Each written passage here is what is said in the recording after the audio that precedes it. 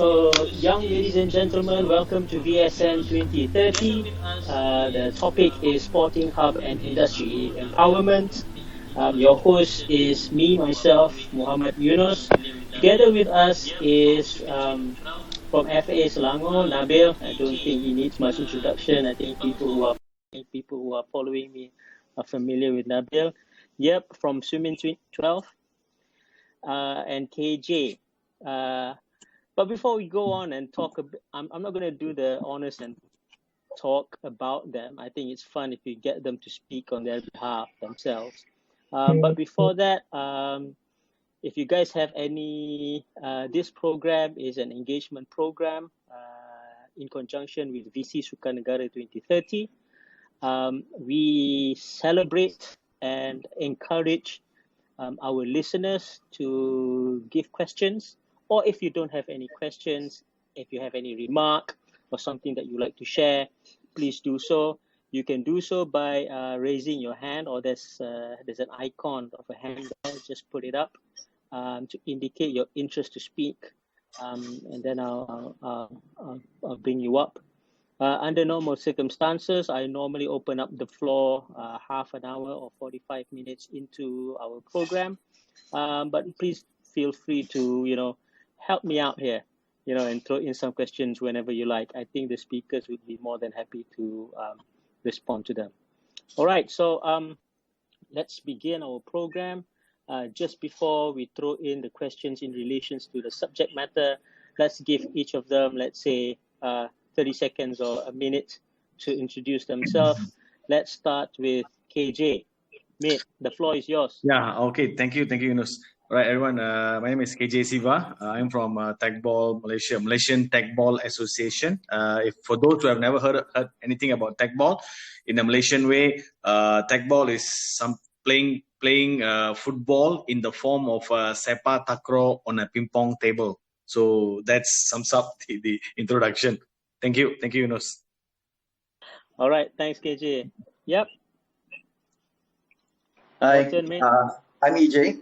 I run a swimming school called Swimming 12, and also I manage two sports centers, one in PJ, one in Sri Kembangan. And during the pandemic, we gathered about 200 over swimming coaches and swimming schools together to help revitalize the swimming school again, especially when the pools is open and closed for a few times.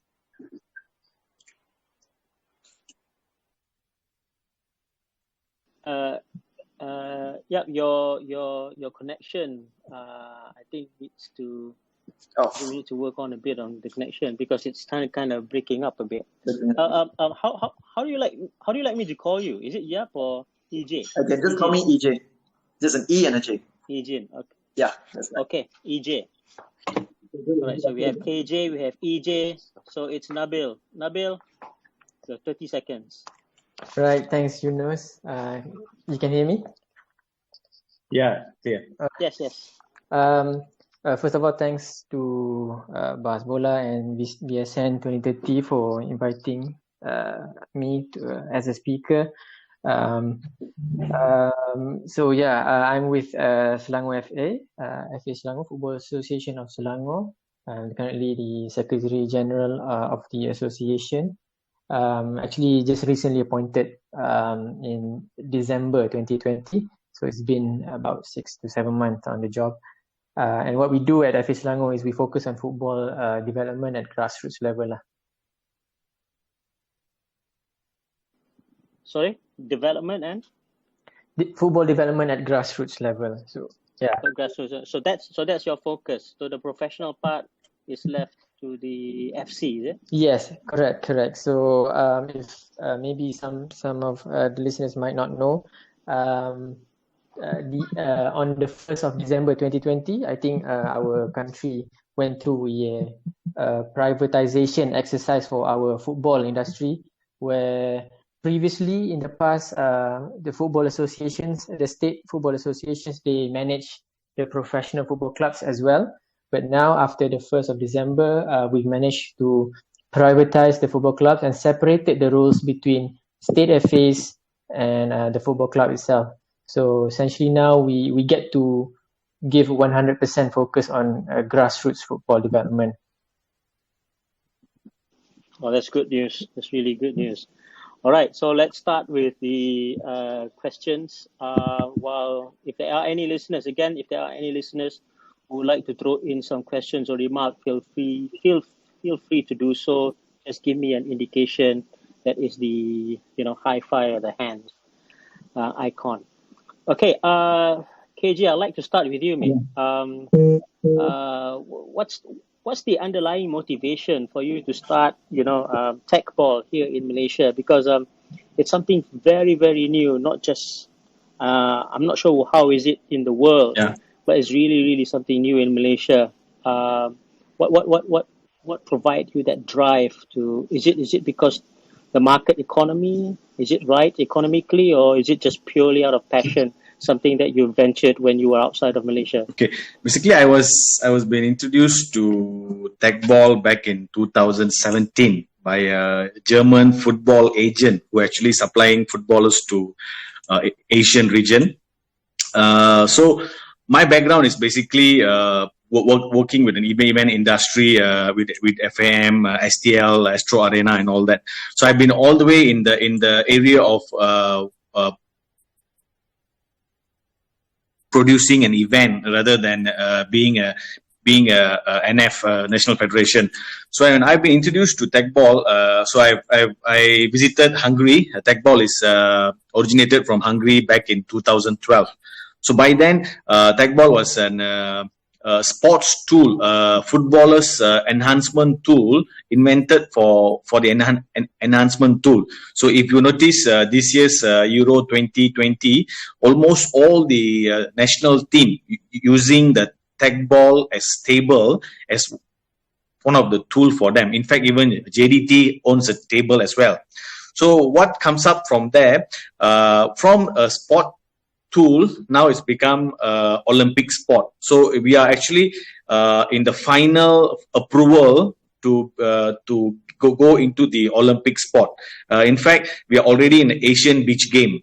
We are already in the European sports game. So currently we have about 120 countries around the world playing Teqball. People are playing Teqball and registered as a national federation. And we even Malaysia is currently ranked as number 2 in Asia when we participated in the Asian Beach Championship. Not the Asian Beach game, but there's another session. So coming back to your question, what's actually drive me? I saw this as a totally different kind of sport where you can bring the sports to anyone, anywhere. Because at the first place, this sport do not need any arena. All you need is just a Teqball table, which can be played indoor or outdoor. And then what motivates me to go into this, because of this is a sport that given opportunities to anyone, because it's had a bit of football, a bit of sepak takraw, and then a bit of all the other sports in it, because your body movement, your juggling, your handling and all that. And then this is an ideal sport for rural area, because you can't afford to build a big sports complex in a rural area, but by just bringing the table, which is an outdoor series, you can just leave it there, and then it can be exposed to many people from many walks of life. So what's drive me, basically the passion that I had for this sport. Basically it's like a first love. When you look at something like you really, I've got no idea. When I have been first introduced to this sport, I was like, oh, what is this? And then I went to Hungary, meet up with the inventors, meet up with the owners. Then I got actually a view and a vision that how I can take this sport to the every area. So currently we have about 12 states already registered in Malaysia. We are already governed under the KBS. We are also working on our league now. So basically, we are just following the model of STL and MFL to produce our own league. We have DBKL registered as a Teqball club. We have Police registered as Teqball club. We have MPOB have registered as Teqball club. So things are pretty good now moving forward. Just that the pandemic is holding us back. But we are very happy to move forward, and we got a lot of supports from KBX, especially KBS. So definitely this is driven by passion for me. Thank you. KJ, mate, I just want to ask you a quick question. Like, I'm very happy to hear that you're already starting a league. Yeah. I know the pandemic has become, something very anal to us, right? But have you already found sponsors? Are you still working on it? What's the sponsorship prospects like? This is like a chicken and egg situation here, because when we talk to the sponsors, but definitely from them saying, what is this? From them asking, what is this? Now they're saying, okay, we need to build the numbers. So there was a lot of response, like 3 years ago when I meet the same sponsor, the answer was, yeah, but what is this? So now they are actually sitting with us, inviting us to the office, because they have seen the market for this sport, that which is genderless. Okay, there's one thing that I forget to inform you, that it's a genderless sport, and our first Malaysian single is a female. So anyone can play the sport. So currently there are some sponsors have shown some interest, but of course the amounts are not so big. But we are hoping that they will consider our proposal. Yeah, thank you. All right. Thanks. EJ, I'm going to you now. EJ, pretty much the same question. What were your underlying motivations to start Swimming 12? Were you a swimmer for the country or something like that before? The funny thing is, I'm not a swimmer. I'm not even a teacher or a swimming coach. I just started teaching some friends how to swim. Then I really enjoyed myself, especially when I get people who are extremely afraid of water, or kids who like hate water. They've had a bad drowning experience. Then to be able to convert them into loving swimming, into not having that fear anymore, I think that is a very powerful motivation for me. And that attracted me into this industry, and quit my corporate job and go straight in this industry full time. And I've been in this industry for about 12 years. So we started as a one-man coach into managing 2 sports centers. We have about 60 team members now, consists of 40 coaches, a lot of lifeguards and admins. It's now really interesting because we have people like the Wen, who's a world mermaid champion. He represents Malaysia and compete with hundreds of mermaids around the world, and he got like first place, and he's joining us to teach mermaid in our school.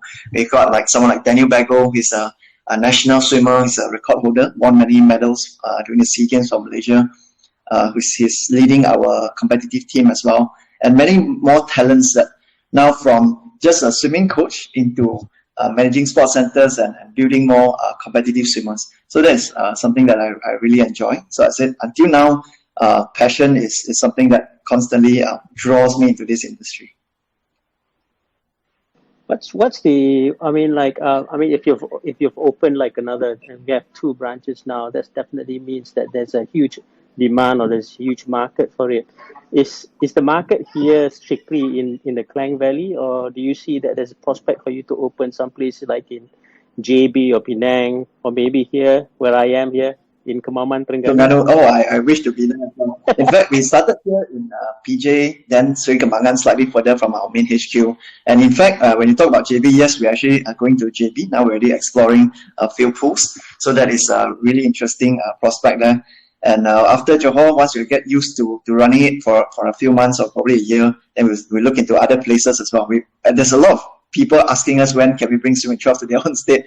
So I think one is facilities, whether there's enough pools for us to use. Usually we prefer like 50 meters pools that is somewhere that we can manage. So then we can do more than just teaching swimming. We can add things like underwater hockey, we can add things like free diving, mermaiding. And when we have this kind of facilities, it creates a whole community of swimmers who are not just there to swim, but they enjoy themselves in many different ways. So I guess, EJ, the one of the most important criteria for you to open up a branch or for you to open up a center is whether or not that place has, a significant number of public or private pools. Yeah, would I assume that? Yes, at least, yeah, it can be private or public. So public it could be a government pool, or it could be a public pool. Let's say a developer who builds who sells houses for living, and they want to build facilities like, let's say, Spice in Penang, or in Johor. There's many clubhouse. Anyone who's welcoming like private companies to come to run their swimming pool, or they are open to public to use their facilities instead of just a private pool for members only. Any of those facilities, we can come in and build our swimming school there. All right, thanks, EJ. I'll get back to you guys, you and KJ. But let's go to Nabil first. Nabil, mate, when it comes to Selangor, when it comes to football, right? I mean, like if you look at JDT, we see that they're building all these sorts of facilities, high-end, top-notch, best facilities that this country has ever seen. And it seems to a lot of us here is what they're trying to develop is they're trying to develop a sports hub that is able to cater for the market beyond Malaysia. I foresee like clubs from Australia, Japan, or Europe one day coming over to JDT and enjoying the facilities there. What is Selangor's vision? What is Selangor's philosophy when it comes to being a sports hub? Are you guys looking outwards like JDT, or you guys are more, inward looking? Thanks, Yunus, for that question. I guess, well, first and foremost, I think the Selangor FA or a state FA plays a very different role compared to JDT, who is actually a professional football club. So the objectives or the targets that both companies are trying to achieve are very different. I'm sure as a football club in this modern era, they look towards sustainability, profitability, and winning championships and all that. As a state association, I think I mentioned earlier that we've gone through this separation process, and I think it's very crucial, especially for our country, because sports it's not mature enough right now. And as a state association, our role is very huge, and it's to ensure that we can provide the football opportunity to everyone, regardless of gender, age, or whatever it is. It has to be accessible for everyone. So essentially for us, Selangor, with the rich history that we have, we want to become a footballing state. And when I say footballing state, the components of a footballing state will be multiple sports hubs, and you cannot be a footballing state without just one sports hub. So essentially, maybe the state is a sports hub, and so I think that's the big difference between the two entities. And if you ask Selangor FC, then they may have a different approach as well. So for us, it's about football for everyone. Bringing football closer to everyone, to the community, is key.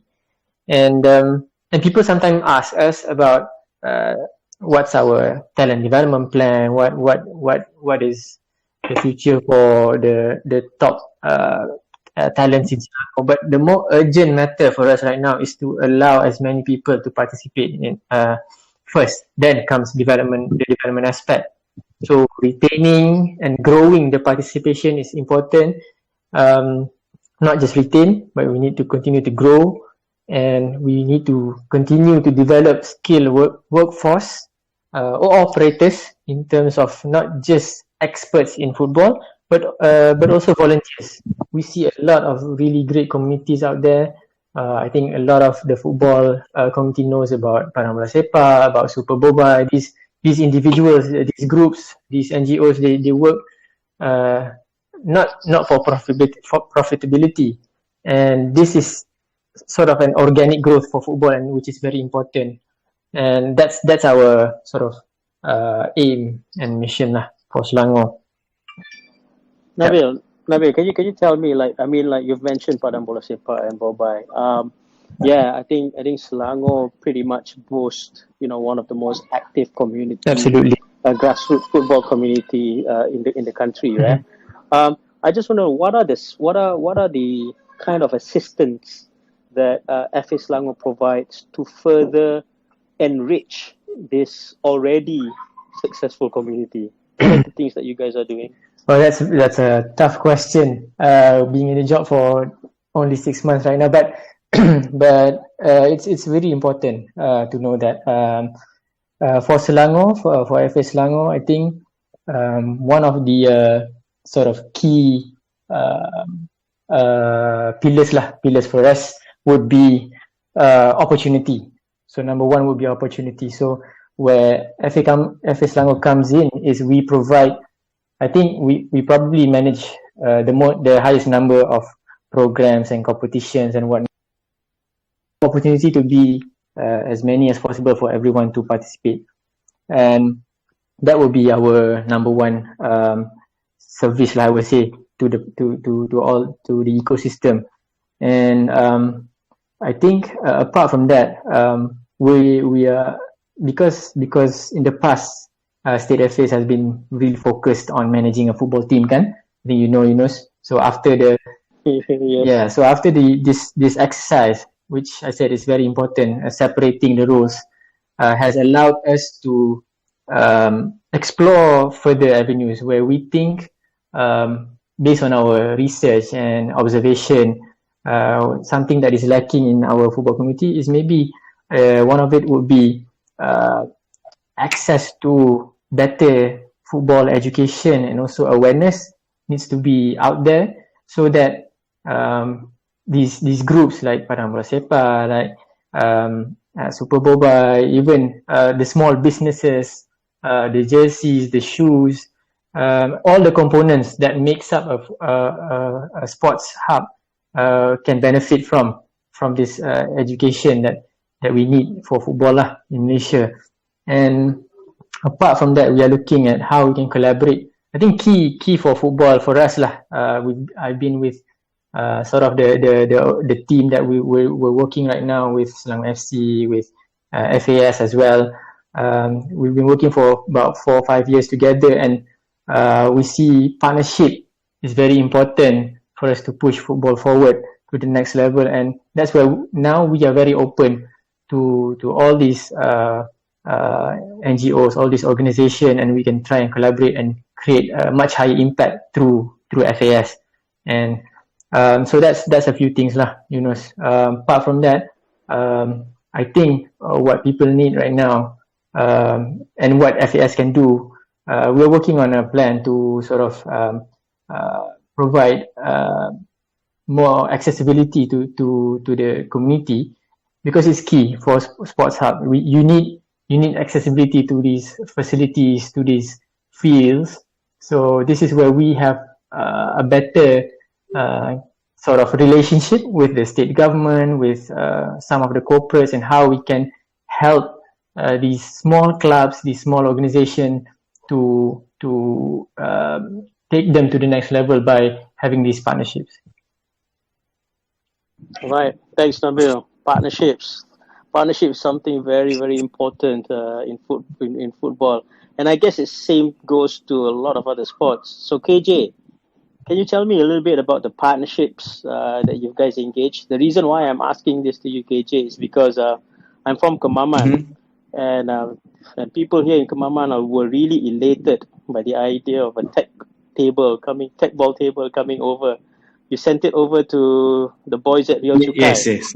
So that was the first time I had an experience with a Teqball table. Do you have more of these partnerships, and what are the objectives of these partnerships? Yeah, basically what happened, we did a survey since 2017 when we introduced Teqball to the public in Malaysia. The challenges that we face, basically the distribution of the table, and then we could not get the table anywhere because it's manufactured from Hungary at the moment. So the only way to get people interest, the only way to get people play, basically by giving the table to the possible partners. So what we did first, obviously the table have to go to KBS first, because in order to get the attention of the Ministry of Sport, Youth and Sport. So we took initiative to send tables to ISN, to KBS, to Real Chukai. some other individuals as well, the who's who in the industry, so that let them experience the Teqball table first. Because in Malaysia, there's two different companies involved in Teqball. One is Teqball Malaysia, where they are responsible to distribute the table, buy and sell. So we are the Malaysian Teqball Association. We are more of the FAM, where we are finding how to grow the sport and all that. So partnership is a key factor, especially in Terengganu, because I follow almost every, including Selangor FA. I follow every football team because we have to learn. We have to learn from them. I mean, irrelevant which football team, everybody have their own ups and downs. So there are some information that we have gathered from Selangor, from JDT, from Kedah, from Perak and all that. So partnership is something very important in order to get the sport going and growing. So in terms of monetary partnership, we haven't reached out. I mean, we haven't got any deals yet, but we have a good partnership in terms of sports arenas, which we park the table. There's upcoming after pandemic, we have signed up a deal with few universities and also few local schools that we're also giving them the table. I think it's the only way to get the sports grow in a faster way by reaching out to the potential area or potential people that they can bring the table to the next level. Yeah, that's my take on the partnership. KJ, like the table is from Hungary, right? Doesn't it make it like less accessible? I mean, if the table was manufactured here, if there was a license where a local producer can produce it, wouldn't it be more accessible to the public? Yeah, that's the next thing that the owner, the inventor, and the local distributor are discussing, because they were fake tables been produced in Malaysia last year, but unfortunately, it's not only about the curved table, it's about the bouncing material.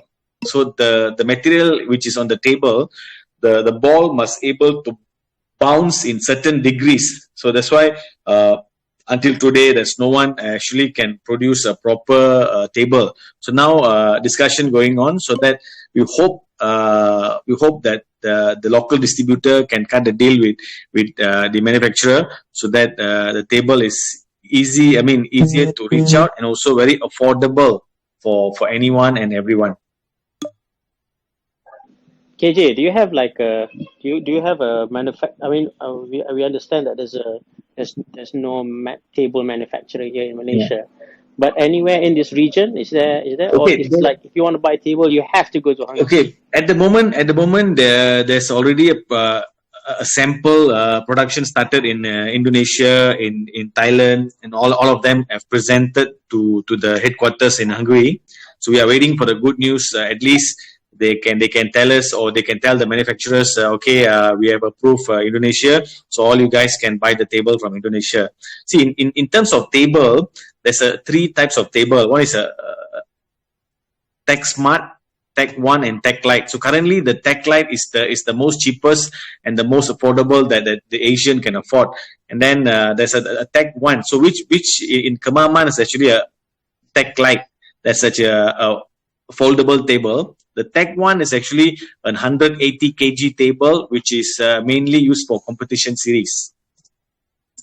So definitely, if in the region of Asia or Southeast Asia we can find someone can do it, this definitely will be a very good very good news to us to get the table in. Yeah, I would assume that once you have either a local manufacturer or a regional manufacturer, accessibility to the table would be a lot higher. Hence, the sport will be able to proliferate faster. Yes, definitely. All right. Okay, EJ from Swimming 12. Right. Dude, I got a question. We just heard from you that one of the most important criteria for your business to grow is for more public swimming pools or private swimming pools to be available in the market. What is your apart from that, apart from having that kind of expectation, right, to see more public pools in Malaysia, what other expectations do you have uh, for the state or for the government? What is it that they need to do to help you proliferate your business or your sports hub? I would say not just only for my swimming school, but for the swimming industry as a whole. I think there's two ideas that the government can work on. First one is connecting schools to swimming schools. So remember there was a time when Ministry of Education wanted to make swimming compulsory. So that was a bit challenging, right? So I think this is a very good opportunity for KBS to work together with MOE to build swimmers from the grassroots level, where you can start setting goals for schools. Let's say to have 20% of the students to be able to swim, at least just 20%, as long as they have a swimming pool, whether it's public, whether it's private, near to them, at least like 10 kilometers away. So if they can do that, then KBS can recognize the schools or even award those schools who can achieve such a goal. And that will help because schools will start proactively looking for swimming schools to work together. So regardless if it's my swimming school or another swimming school in another state, the demand for swimming will start to increase. So then you can also have there's a lot of people who cannot afford to learn how to swim as well. So you can even government can even do like a recognition for swimming school who sponsors the poor to swim. So those who can afford, you can pay. If you can sponsor a few, government can give some recognition. And when we have recognition from government in terms of awards or some publicity, I think that will help the business to keep growing. So when there's more business for the schools, there's more jobs for the coaches, there's more students that come up from there, and there's more athletes that comes up from those students. And you can also award them by, let's say I'm from Kelantan, right? You're from Shanghai, I'm from Kelantan, we are from a state that's not so many people, there's not so advanced facilities there. So sometimes to have, to be able to join or enjoy the facilities of a national team, it's like a very far away dream. It's like hard to achieve. So if the government can award local swimming schools or coaches who have brought their swimmers to competition and can meet a certain timing. So if they're able to achieve a certain results, maybe government can sponsor them, let's say 100 ringgit a month for the coach, for the students. So can review that every 3 to 6 months. I think that will be a very good encouragement because it feels people who are at the grassroots level, they feel recognized. They feel, hey, the government's looking at me, I have that motivation, I have that next level to go to before I reach the national level. So I've been looked at. So when people play that sport, I think it gets a lot of encouragement, even if it's a little award. Second idea we can look at for expectation for government is job creation. I think last year, this year, next year, there'll be a big drop in sports-related jobs because there's a lack of certainty in the industry. Sports facilities are open, sports facilities are closed. I think this is the fourth time we open and close already. So hundreds of coaches have really changed industry, going to food delivery and go to other industries. So when there's no coaches, means there's no sportsmen. Yeah. So if one coach can teach 50 students, one less coach means less 50 people interested in swimming already.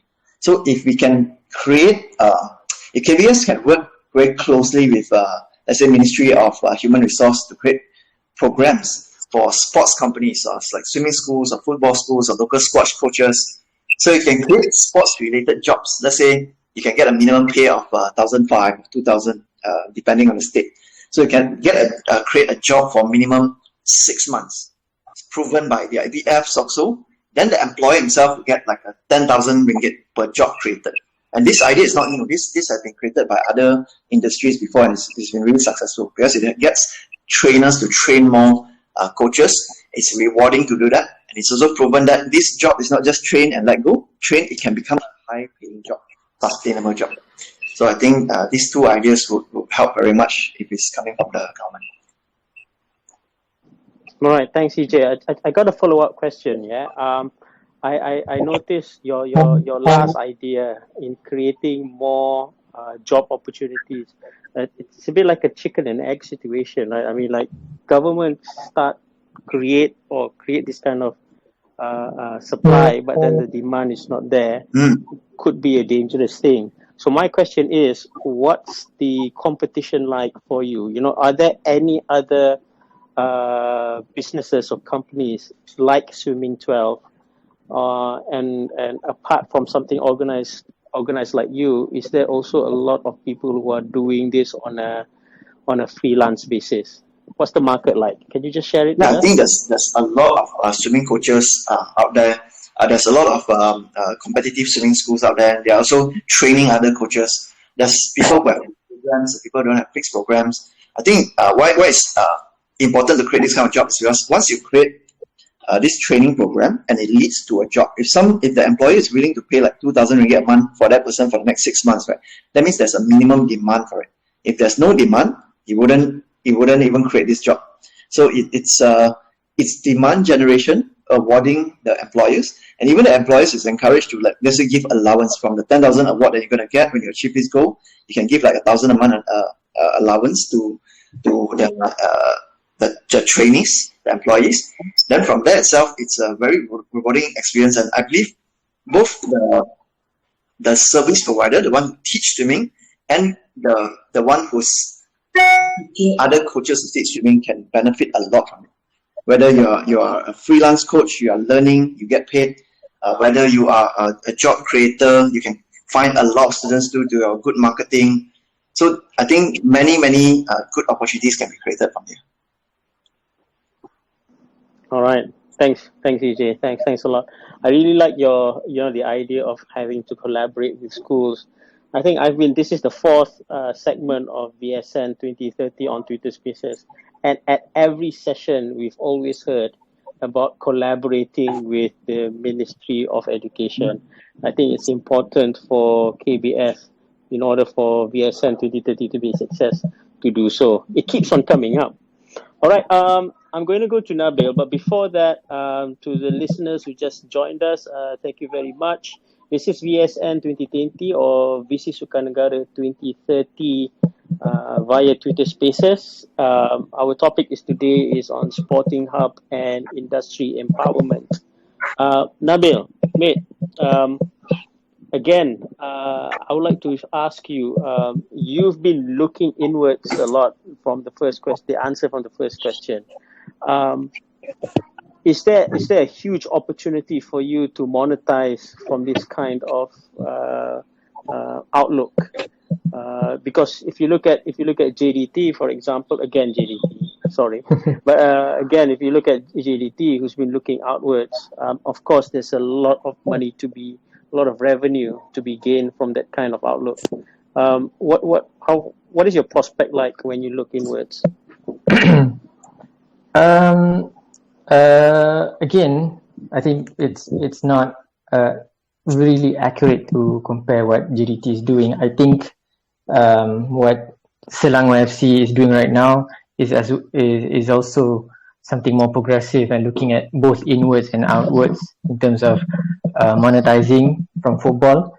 But for FA Selangor, what we do is we need to focus on because not just football lah. I think all the other sports in Malaysia might not reach the level that we want in terms of the maturity of the industry, and what we've seen through collaborations, through our programs and events, that when you have a thriving sports hub locally, regionally, because we work with more than 30 private league organizers in Selangor, where they operate as a private operator. We've worked with a lot of field operators as well, and you can see the job opportunities that is being created when this happens, and that is why we are focusing on making sure the stability at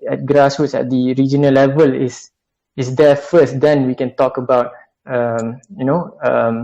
investments or collaborations at a global level lah, for Selangor at least, because it's just not enough. So I guess, Nabil, I guess your objective is to develop that market first, is it? Or your objective is to to see greater participation, not really looking into monetizing first. That's correct. That's correct. Because for FS, we don't need to monetize anything. But what we need to do is we need to ensure the community, the small clubs, they are able to monetize. And how can we get that is through one, a progressive and engaging club, whether it's a football club or badminton or tacball club or a swimming club. And community is absolutely a key for sustainability for these clubs. And of course, government and the corporate sector needs to play a role to allow more accessibility, etc. And facilities are needed. And this is where the sport can grow organically. Okay, all right. Thank you very much, Nabil. Okay, for the listeners, if you guys have any questions or remarks that you guys like to make, something that you guys like to share with us here, please feel free to indicate your interest. I think there's an option whereby you guys just show your hands and I'll bump you up as a speaker. All right.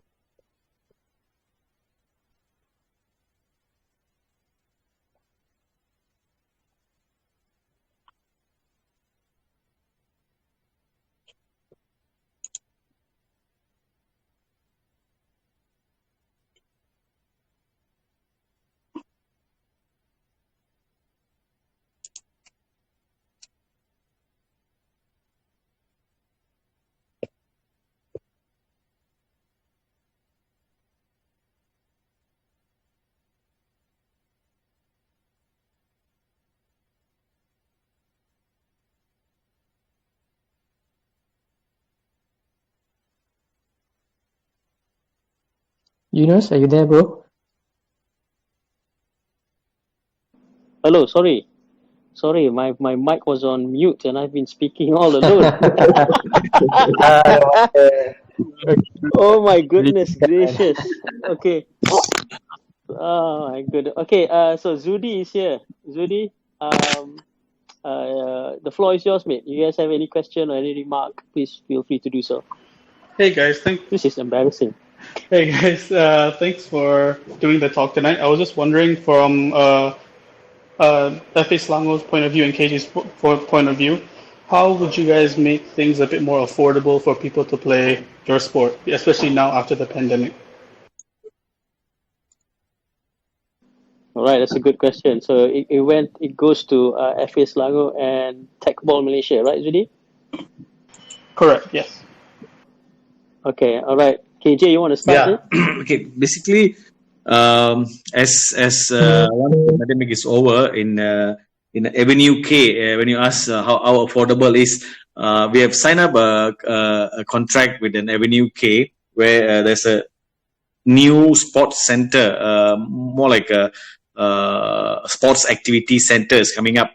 So we are basically giving the tables free to the sports owners, and then asking them not to charge, or even they charge, make it like 20 ringgit per hour.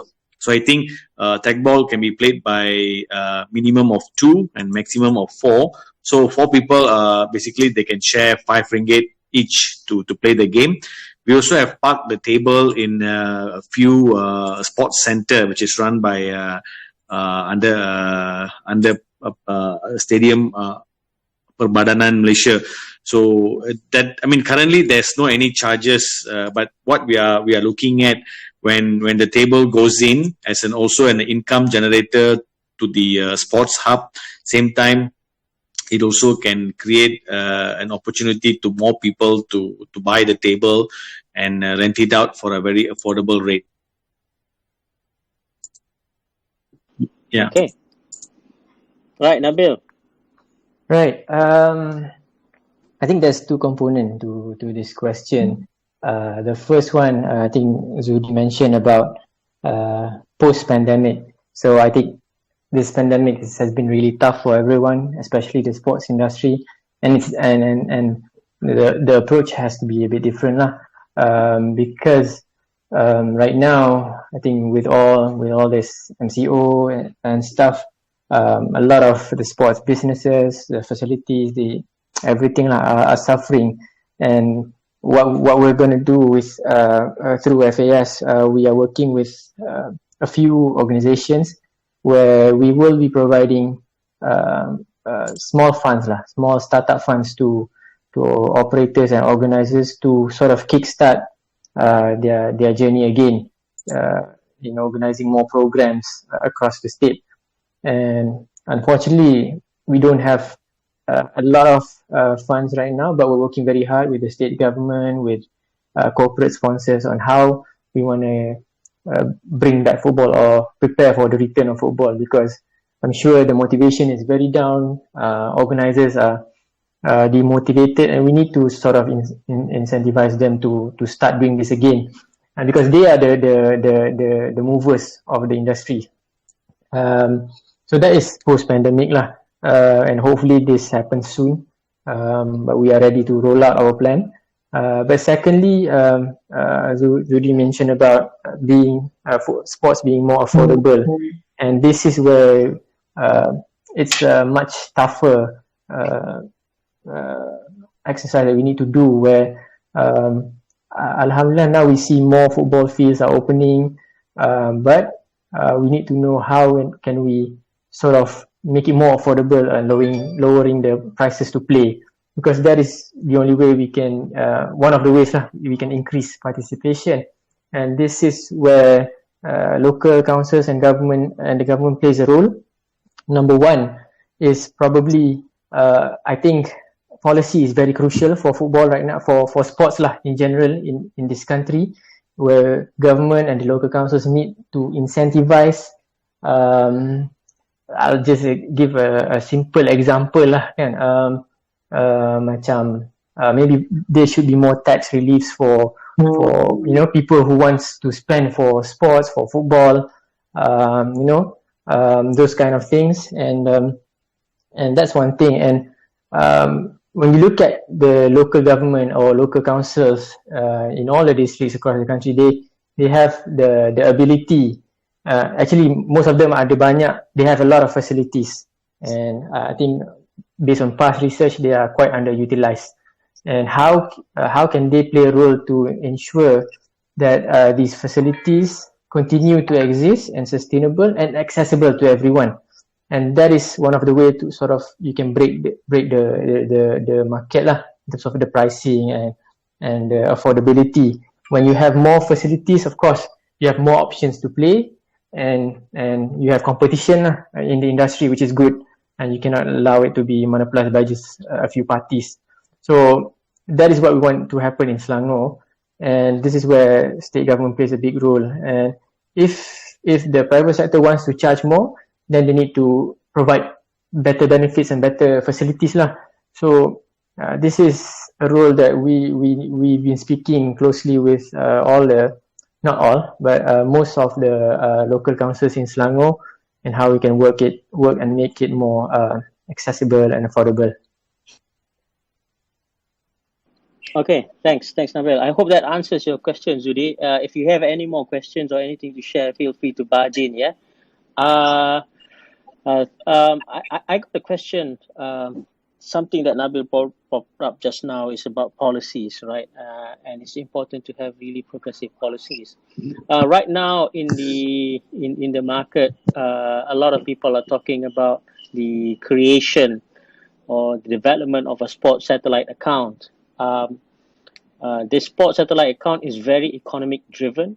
I just want to ask KJ and EJ here, do you think that when you come up with policies that are economically driven, it may to a certain extent exclude or isolate sporting programs which are still very new, which is still very fresh, or which still needs a lot of assistance?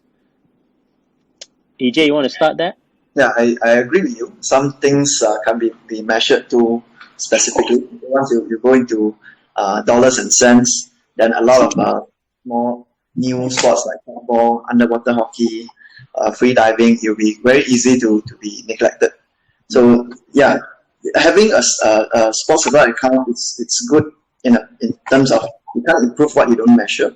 But as long as the decision doesn't solely be made on economic sense, economic just making money, then we'll make those decisions. If not, sports doesn't work that way. It takes a while to train the talents.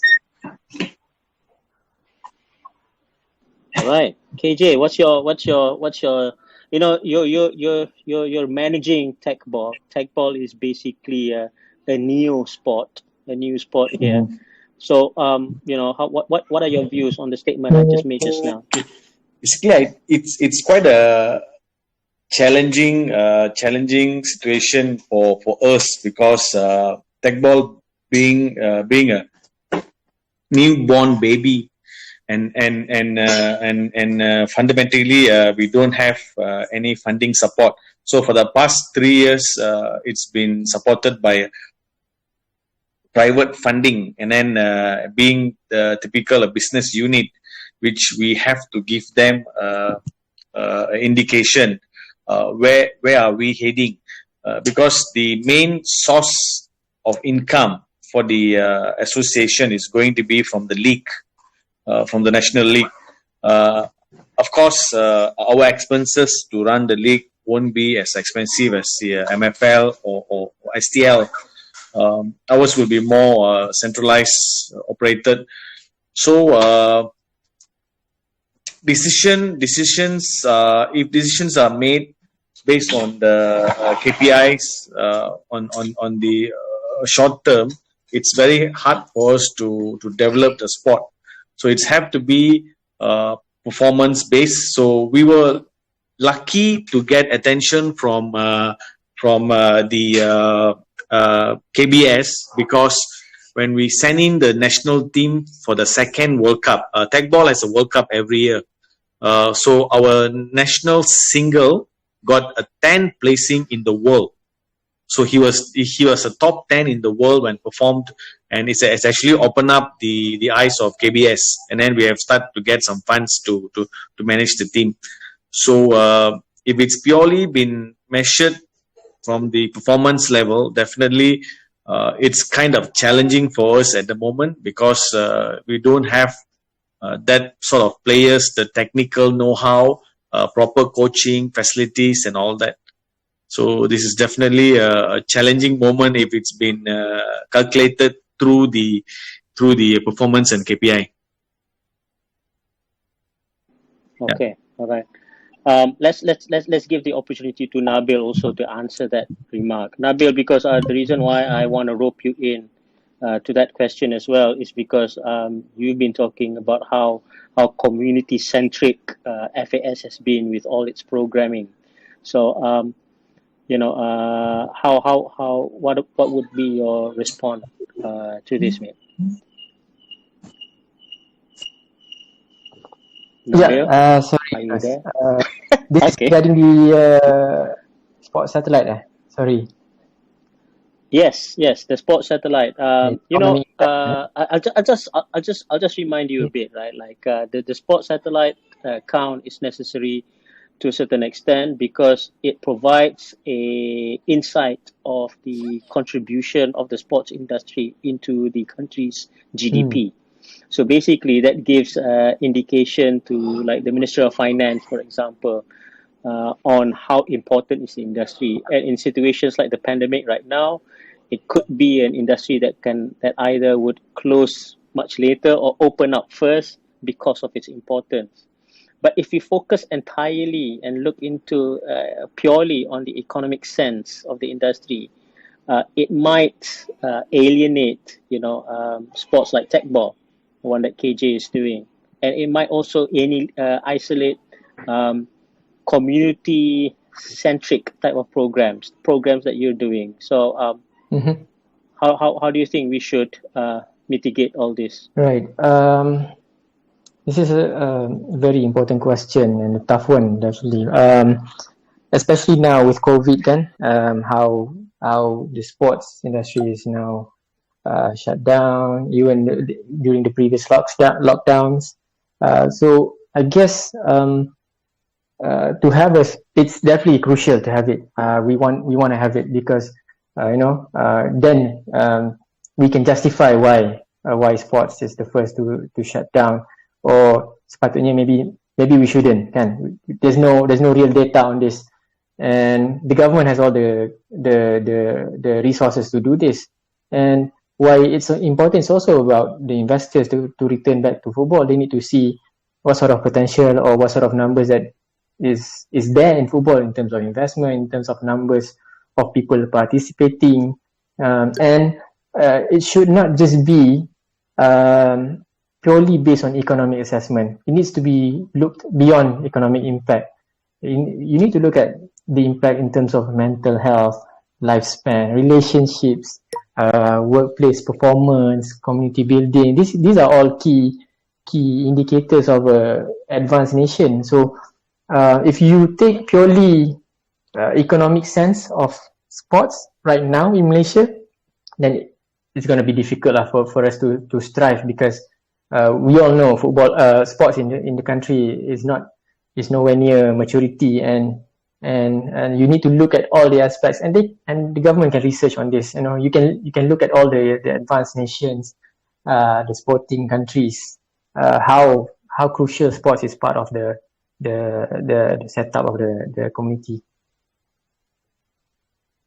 All right, thanks, Nabil. I think to a certain extent, everyone here agrees that there is a huge need for us to have a balance, not just to look at the economic sense, but also to look at the social contribution of sports to the country. I think the guys at VC Sukarnegara would have to jot this down. I think there's a lot of efforts to come up with a sports satellite account, but I think we should not overemphasize on the economy. I think there needs to be a balance. Okay, ladies and gentlemen, we have 5 more minutes. I'm more than happy to receive any interested listeners who wants to come up here to give a question or make a remark. With us is Nabil from FA Selangor, EJ from Swimming 12, and KJ from Teqball Malaysia. If you guys have no questions, then I have one last question for everyone.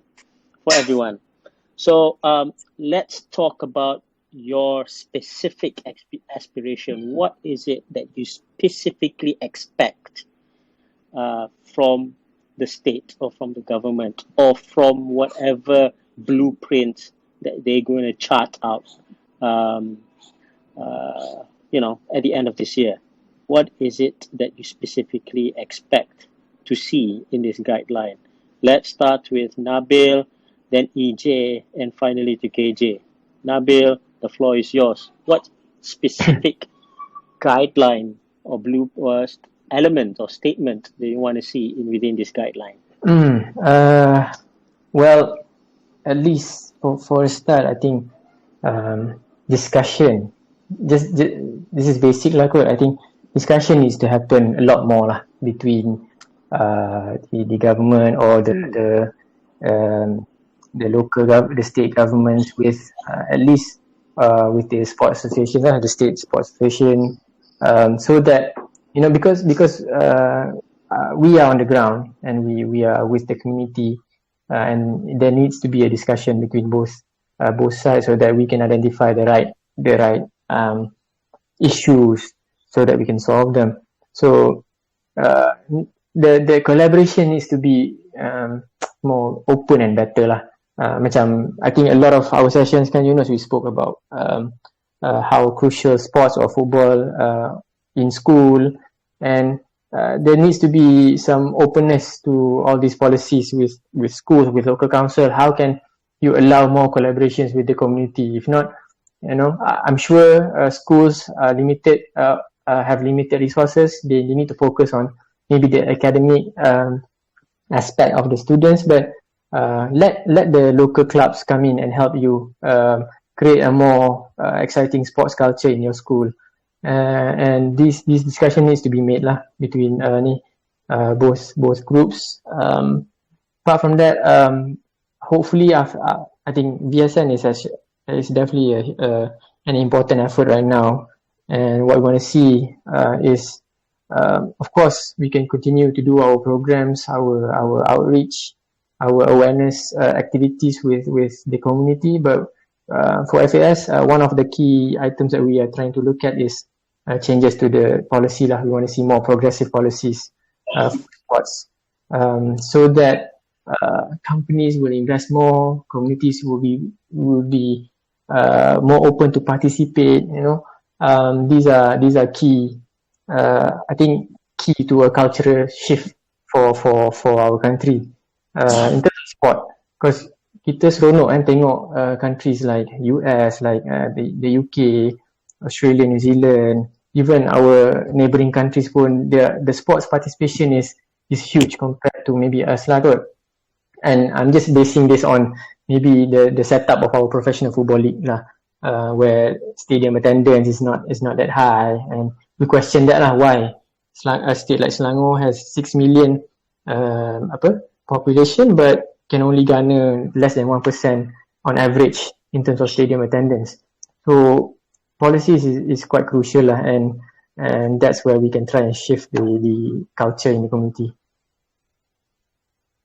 All right, thanks, Nabil. Thank you very much. I really like your answer, mate. The fact that we need constant communication, I think that's really important as well, because I think that would, to a very, very strong extent, will ensure that the blueprint of VSN 2030 will continue to be relevant at all times. So constant civic engagement, public engagement, like the one that you guys are doing at FA Selangor. I think that's brilliant. Thank you, Keep mate. it up. Thank you.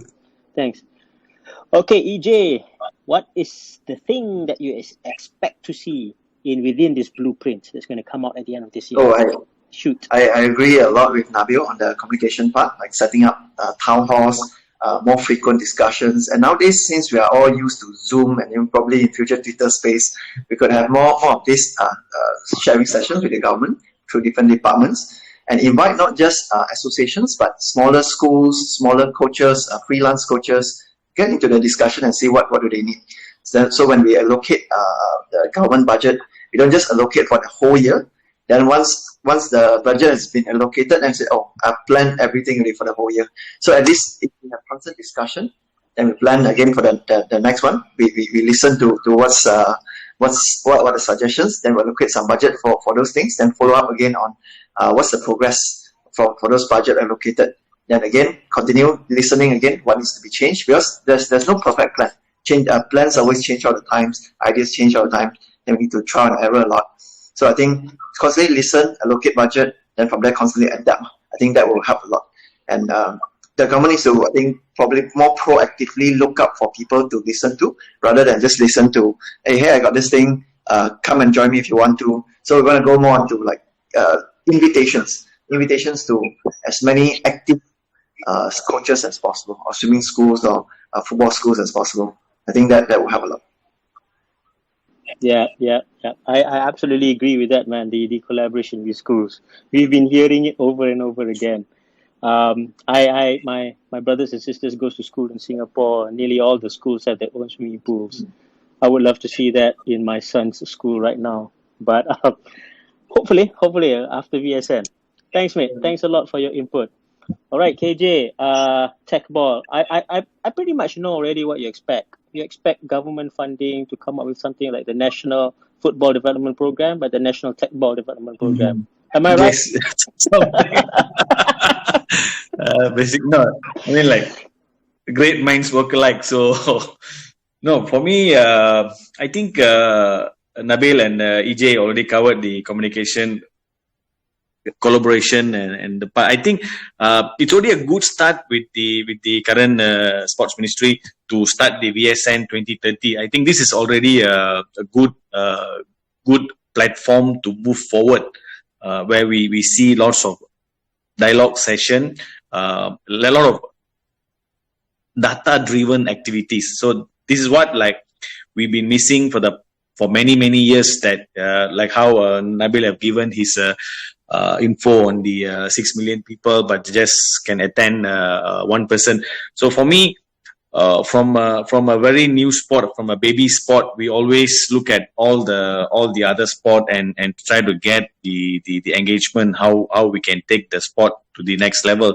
On a personal angle of Teqball, that we are hoping that the government, especially the sports ministry, will give more attention to the sports facilities around the country, which I think sports for everyone. So everyone must able to access. It doesn't matter which sport, any sport.